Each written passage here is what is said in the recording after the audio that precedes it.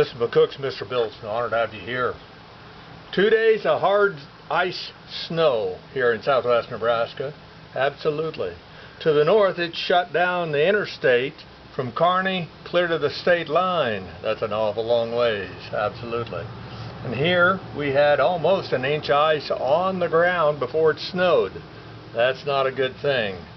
But to give you an example of why, if you're going to have a snowstorm, have it in March, the end of March, is because if you can see, by the first good sunny day, it melted all of it off, even though the temperature barely got above freezing. You bet. That tells you spring and summer aren't that far away anymore. Just as we were warned that a snowstorm was coming, they couldn't predict how bad, but they said it wasn't going to be a light one. And they had that true enough. The only good thing, that inch of rain would have been a foot of snow. That would have been a different ball game. And maybe if it had been more ice, they'd have tore down our power lines. And that had put a lot of people here in southwest Nebraska in a bucket of trouble real quick. Absolutely. We knew it was coming, but very few prepared. I was amazed. Neighbor, we'd already had anything we needed stocked up. The neighbor, he went out in the middle of the snowstorm and said he was amazed at how many people at the store were piling up their groceries. They were out there in the middle of that storm piling up groceries. And I just shake my head, because they'd been saying for over 3 days it was coming. 3 days they said it was in the direction. That last 24 hours they said it's coming, it's coming, it's getting closer. Yep. And yet people waited till it was here, and icy and dangerous streets and high winds of 50 miles an hour out there to get to buy groceries. Yeah. Holy cow.